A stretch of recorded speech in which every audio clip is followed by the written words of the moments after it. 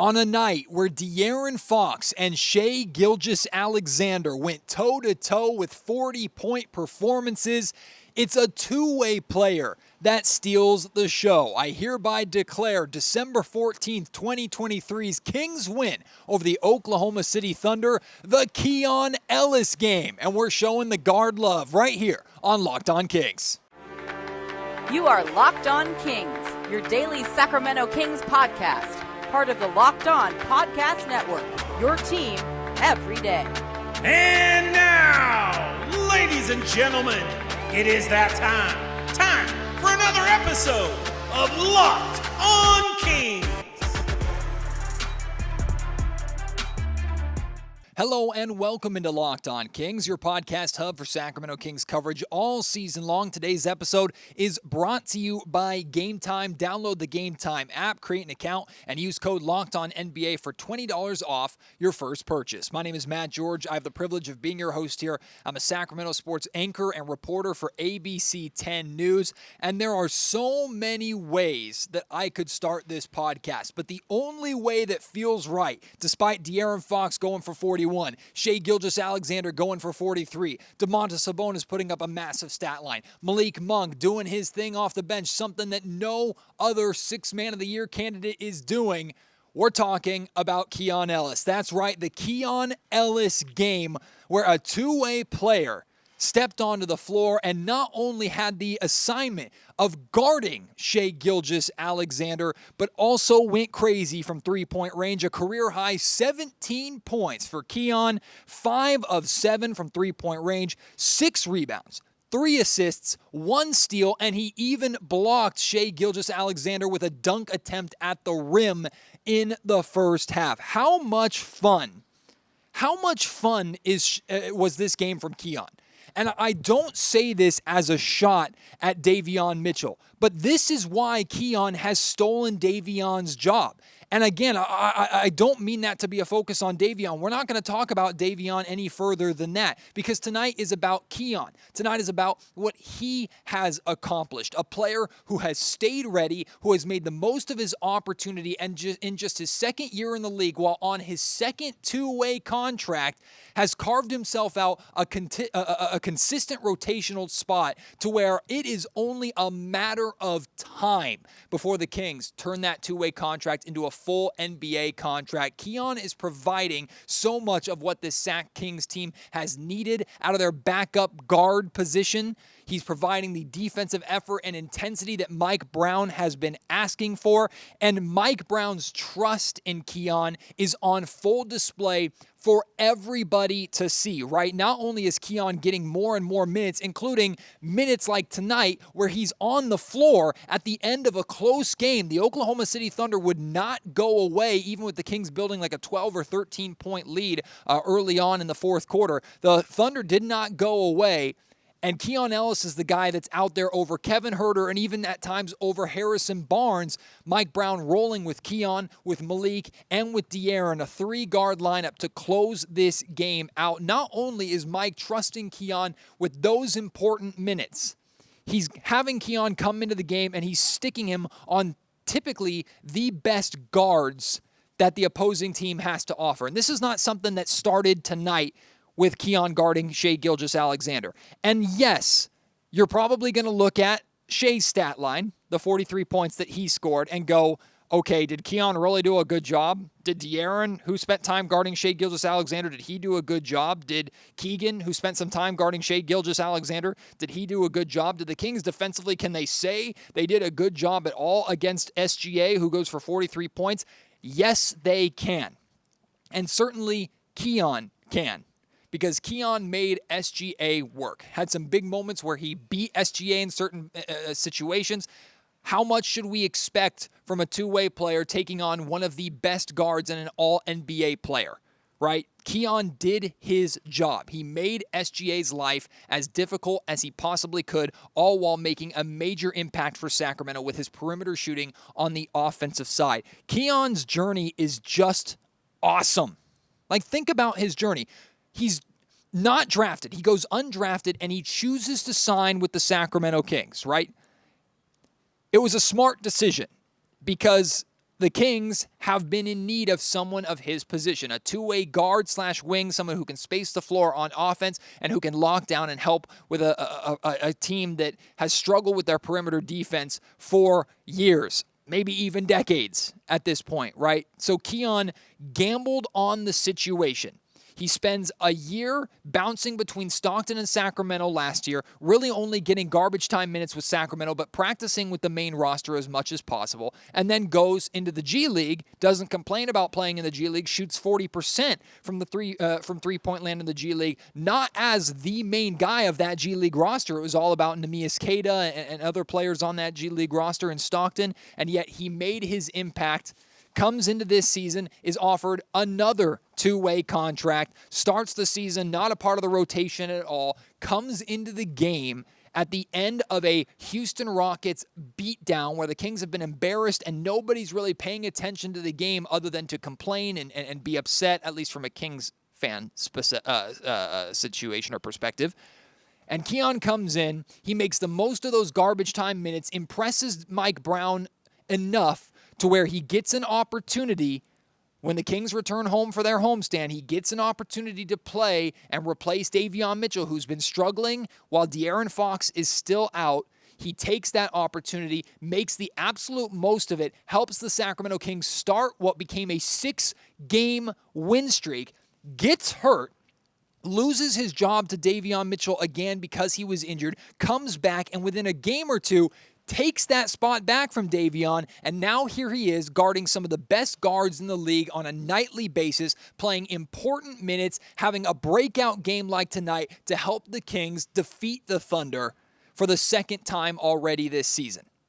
What a freaking awesome story. Making the most of your opportunity, busting your ass, working hard, keeping a great attitude, and Keon has been a phenomenal person to interact with, to talk to, has had a great head on his shoulders, has been a sponge, soaking up as much as he can from Kings coaches and from his teammates. He's been in there in practice, having to guard DeAaron and guard Malik and guard Davion day in and day out and learn the hard way by trying to handle those guys, and it's sharpened him, it's made him better, so that as a two-way player, if you get only one opportunity in the NBA, you have to make the most of it. And here Keon is not only making the most of that opportunity, he's knocking that opportunity out of the freaking park. Congratulations, Keon.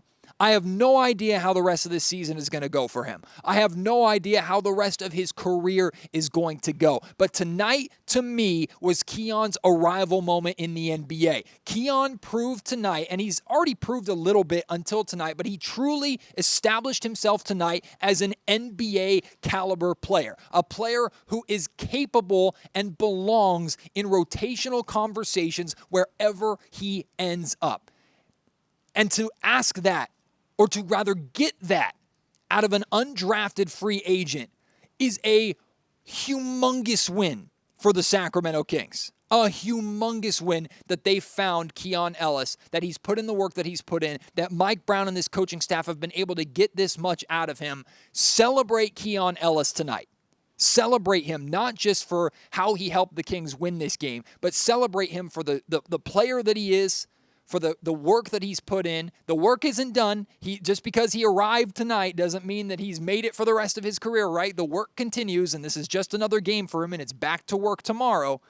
But for tonight, Keon Ellis can hold his head high after showing the world, showing a Sacramento fan base inside of a raucous Golden One Center, showing Shai Gilgeous-Alexander and one of the best teams in the West in the Oklahoma City Thunder, that he is an NBA caliber player.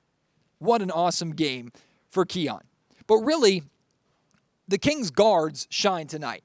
Minus Kevin Huerter, had a bit of a rough night again, but also Kevin kind of took a step aside so that Keon could shine, and Keon took a lot of Kevin's minutes. Kevin's in a bit of a slump right now. I'm going to talk about Kevin from a different perspective that might piss some of you off, but I'll get to that at the end of the podcast. But, of course, Keon is shining with 17 points. And then you have what DeAaron Fox and Malik Monk did. Let's start with DeAaron Fox. 41 points.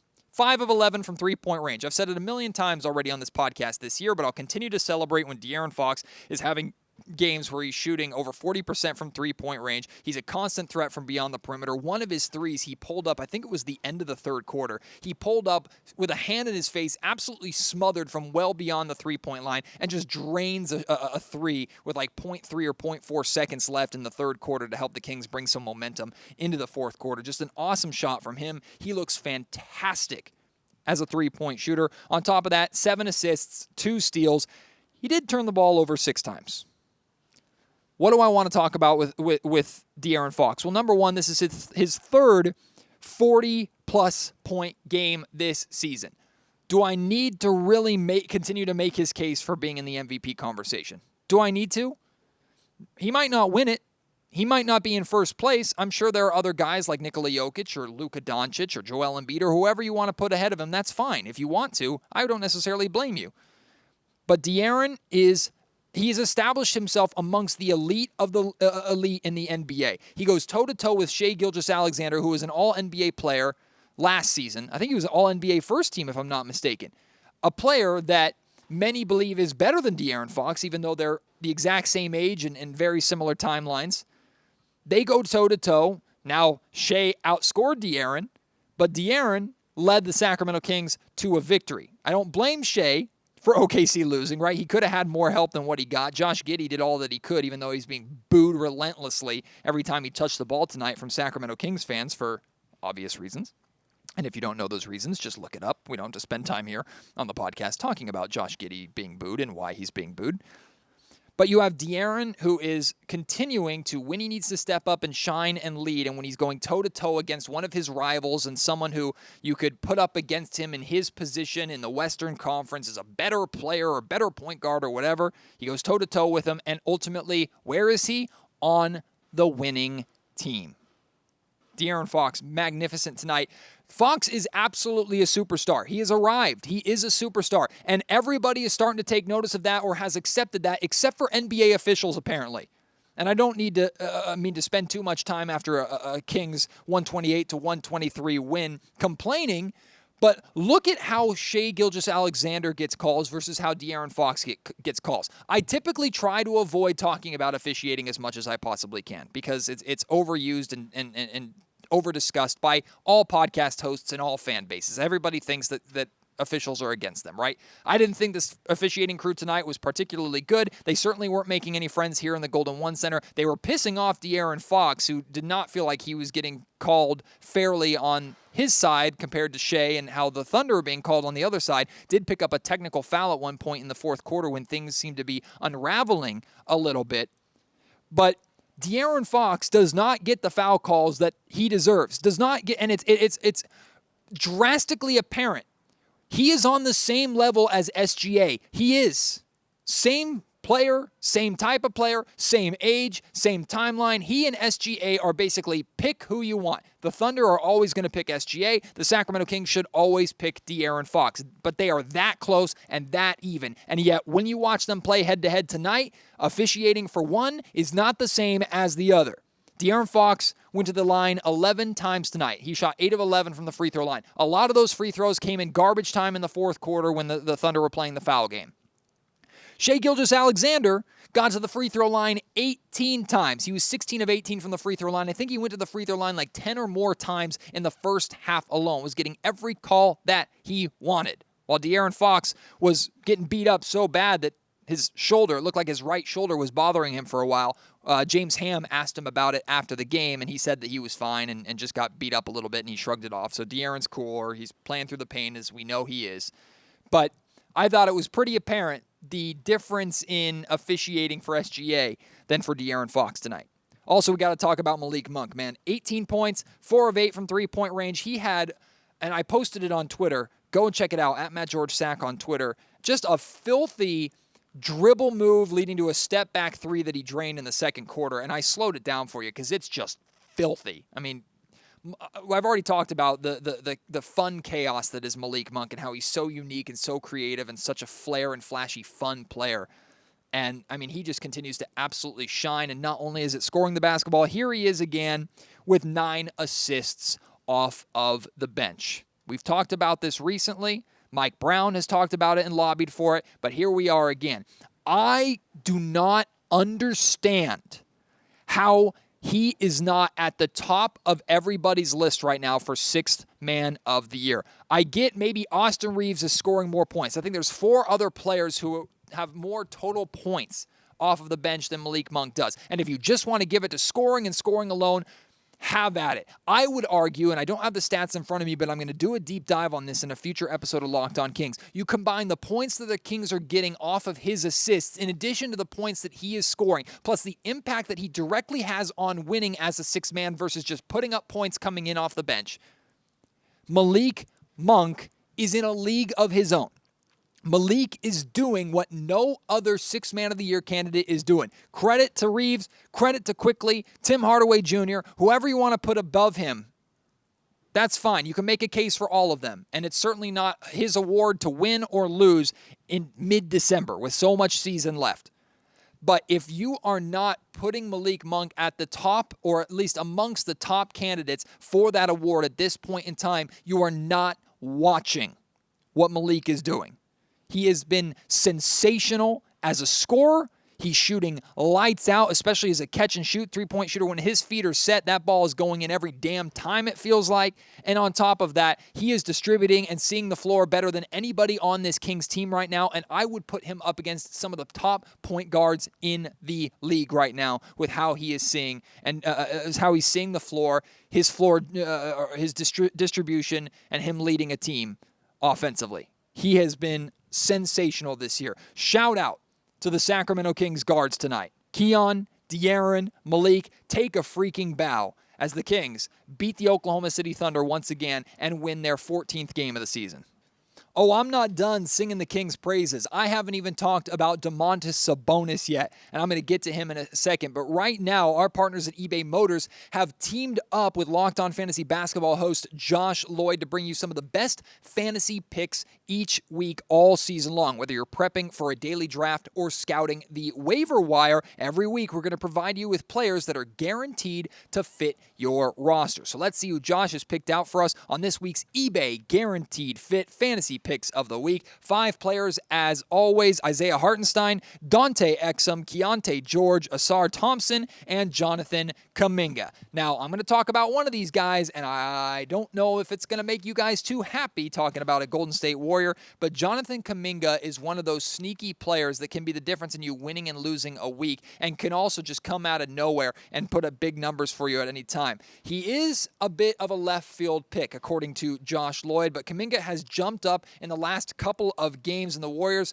are floundering right now. They're trying to figure out what's going on. Klay Thompson has been inconsistent. Of course, Draymond Green is gone for the foreseeable future with his indefinite suspension. Steph Curry's doing his thing, but he needs some help, and Andrew Wiggins has been really bad so far this season. So the door or the window or whatever you want to say is wide open for Kuminga right now to make a name for himself, and he has tremendous upside, is more than capable of having big games and helping you win your fantasy week. His minutes are going up at the moment, so take advantage of that. He can be a sneaky addition to your team that not a lot of your friends or foes will clock. Josh Lloyd from Locked On Fantasy Basketball is going to help you win your fantasy championship, and eBay Motors knows a championship team is about each player being a perfect fit, and it's the same thing with your vehicle. With over 122 million parts for your number one ride or die, you can make sure your ride stays running smoothly with brake kits, LED headlights, roof racks, bumpers, whatever your baby needs,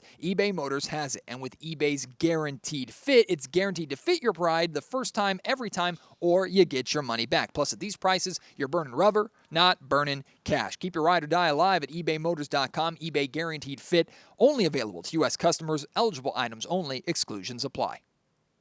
Ladies and gentlemen, welcome to a Domantas Sabonis appreciation session.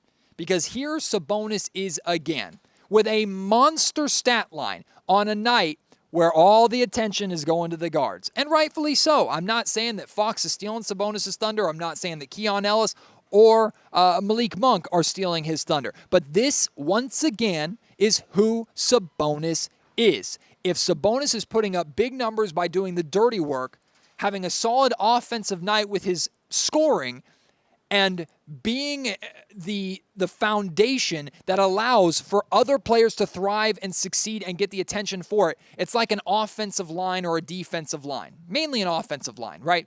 To put this in football standards, like we don't ever talk about offensive linemen really unless a quarterback is getting sacked and is getting blitzed and is constantly under pressure and the line is not doing their job. A good line is usually never talked about because they're doing their job, and all attention is on the quarterback to do his job and steal all the thunder. I'm not saying Domantas Sabonis is the offensive line of this team because he gets a little more attention than what an offensive lineman on average gets, and rightfully so. He's coming off of an all-star appearance and an all-NBA nod, which he deserved for sure.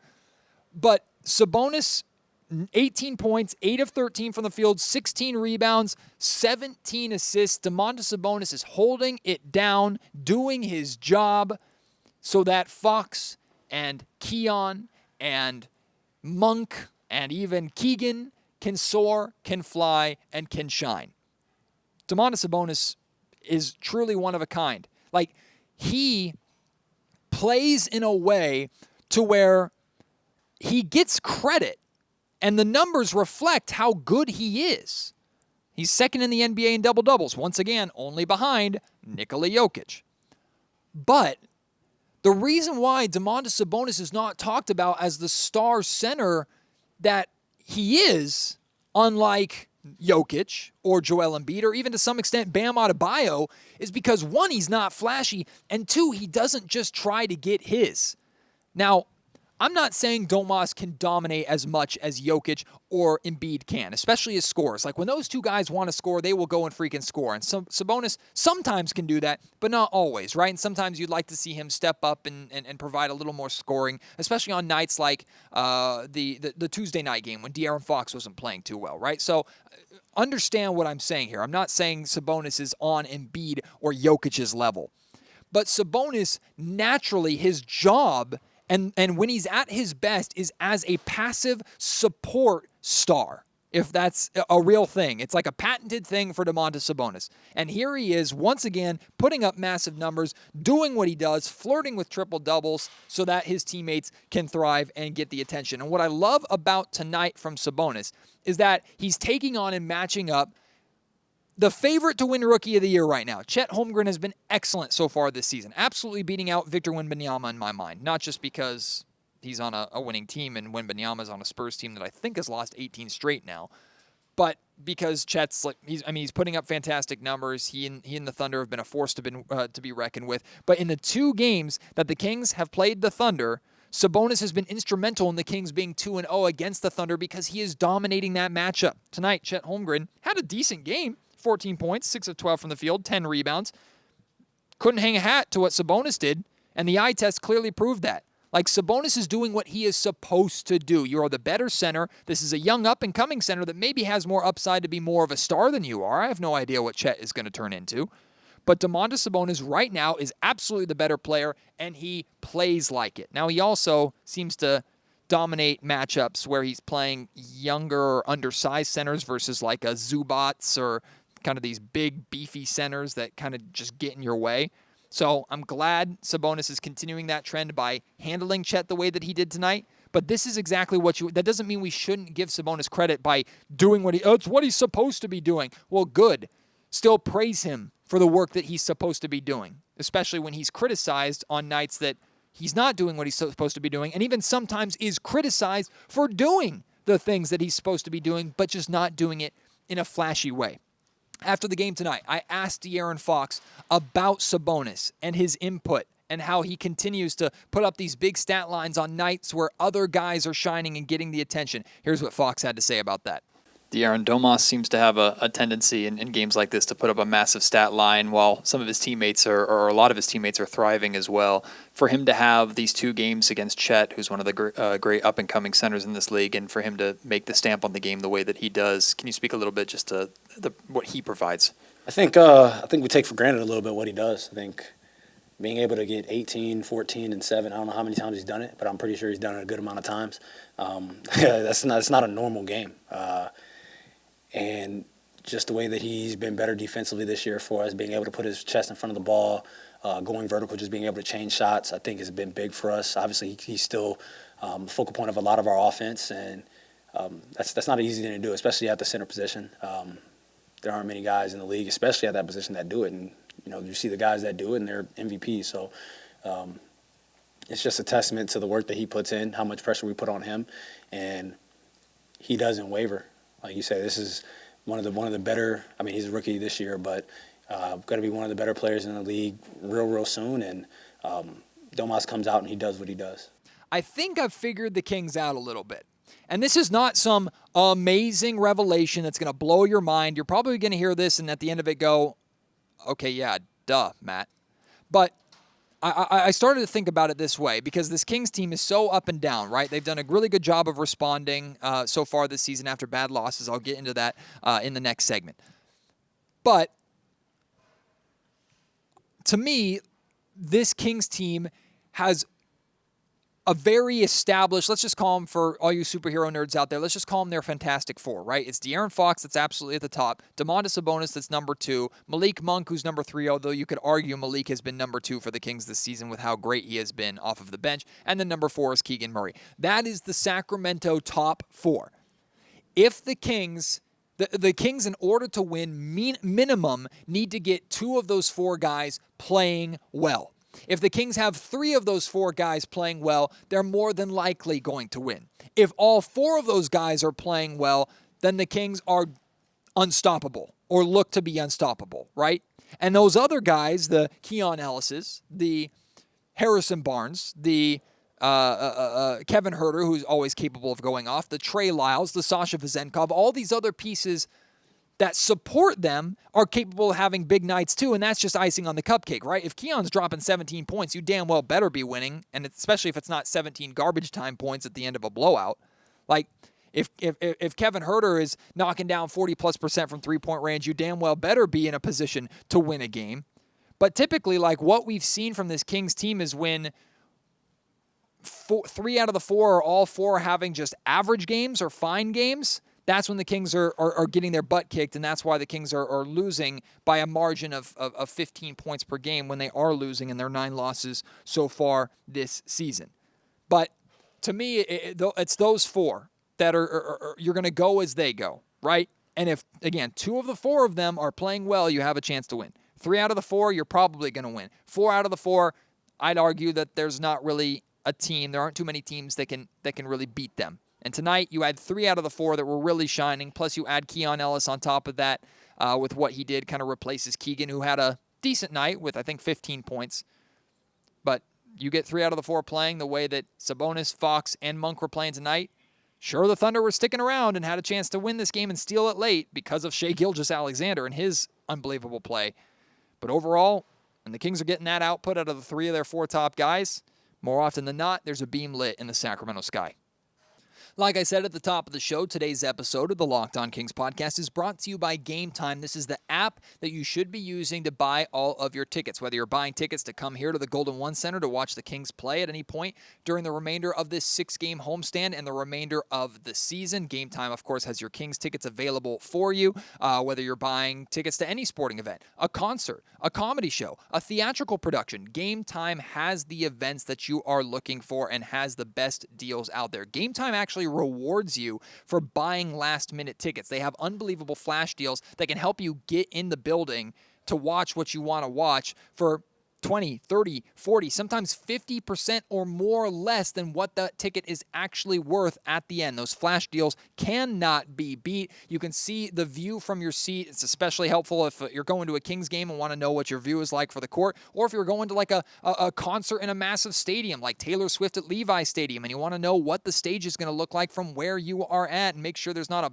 dumb pole or something in your way, right? That's where Gametime gives you the most accurate view that you're going to get from any of these ticket marketplaces. Their deals are unbelievable, and they have zone deals as well. What you see, the price that's up front is the price that you're going to pay. There's no hidden fees or anything like that. So go and download the Gametime app, create an account, and use promo code LOCKEDONNBA, spelled LOCKEDONNBA, all one word, for $20 off your first purchase. Again, that's promo code LOCKEDONNBA for $20 off. Download Gametime today. Last minute tickets, lowest price, guaranteed. So a couple things before we wrap up. And this first topic might be a little concerning to you. The timing might be weird. And I promise you, I don't mean this in a negative way by any means. This is a follow-up to what I said after, I think it was my most recent podcast, after the Clipper loss, which was talking about the Kings' approach to the trade deadline. I'm pretty confident that the move to fix Sacramento's major problems, which is their wing depth, is probably not going to happen. They added Juan Toscano Anderson today, which is an interesting pickup, and we'll go into that later on as soon as it's confirmed and everything, and he has a history with Mike Brown. So we'll get into all of that at a different time. I don't think that's going to be a major pickup, but it's more wing depth for the Sacramento Kings. But I said that I just don't think that the Kings are going to make a trade that really addresses one of the major issues, if not the biggest issue with this Kings team this year. I just don't see it because I thought that Harrison Barnes and Davion Mitchell were your most likely trade assets. You're not trading Keegan Murray more often than not. At least I believe the Sacramento Kings will not. But then I started thinking about it. And I'm not saying, I'm going to make it very, very, very, very clear. I am not saying that I want the Sacramento Kings to trade Kevin Huerter. Not at all. I think Kevin Huerter, especially when he's not just shooting the ball well, which he's back in a little bit of a slump, but when he's also grabbing rebounds and playing solid defense like he's been doing at times this season, I think he is close to the perfect starting two guard that you could have with this group within reason. There's other better stars out there, but realistically, you're probably not going to get those. Kevin Huerter might be, if the Kings are truly trying to make a move right now or at this trade deadline, Kevin Huerter might be the most likely piece they move on from. Because I think Kevin has more value than maybe Harrison and Davion combined. Kevin Huerter is on a incredibly valuable and team-friendly contract, and he's under control for the next handful of seasons. There are teams, shooting is always at a premium. You can never have enough shooting, and even if Kevin Huerter is slumping, he is still, on average, a 40% three-point shooter, someone who is extremely valuable with his perimeter shooting in this league. Teams will be interested in acquiring Kevin Huerter for sure. Plus, because you have Malik Monk, and maybe Keon Ellis to some extent, but you definitely have Malik Monk, who's already here, that you can easily plug into the starting two spot if you were to move on from Kevin and go and get someone to take that starting three spot and fill that wing depth and maybe replace Harrison and move him to the bench, or maybe you're packaging Kevin and Harrison together. I have no idea what that deal looks like. Maybe that's what they're trying to do. No clue, right? But Kevin might truly be the sweetest piece that the Kings will be willing to offer up in trade negotiations. I'm not saying they will. I'm not saying they should. But that might be something to consider that, to this point, I hadn't really considered that much. So what do you think about that? The idea of the Kings moving Kevin Huerter in a deal to improve. As of right now, I think I'd still rather ride out with Kevin because I just don't think you're going to get what you're looking for Kevin and Davion or Kevin and draft compensation. But I could be wrong. I don't know the market. Hit me up at MattGeorgeSack on Twitter. Email me, mattgeorgesports@gmail.com. Or you can, of course, comment on YouTube in the comment section down below if you are watching right now. Now, the last thing I want to talk about is give credit to the Sacramento Kings for how well they've been able to bounce back, typically after bad losses. The Kings had that overtime win in Portland after that second bad Houston loss. That was the start of their 6-game winning streak. I talked about that a little bit earlier when Keon Ellis got his opportunity. The Kings did a good job bouncing back with a win in Minnesota, giving the Timberwolves their first home loss of the season. It might still be their only home loss of the season, and the Wolves are the top team in the West right now, or one of the top teams in the West right now. They bounced back with that after their loss, their second straight loss to the New Orleans Pelicans. They bounced back and defeated the Denver Nuggets, defending champions, here in this building after losing to the LA Clippers on the second night of a back-to-back. And then tonight, bouncing back, beating the Oklahoma City Thunder for the second time this season, one of the top teams in the West right now, a team that's playing extremely well. They go and beat them after another tough loss at the hands of the Clippers on Tuesday. So this is what you want to see. You want to see this Kings team bounce back. Hopefully it doesn't take blowout losses time and time again to wake this team up. Hopefully they're figuring that out, and that's in the past, and they're putting that behind them. But it's good to see that this Kings team is capable of responding, and more often than not, going even back to last season, they are responding. Great win for the Sacramento Kings.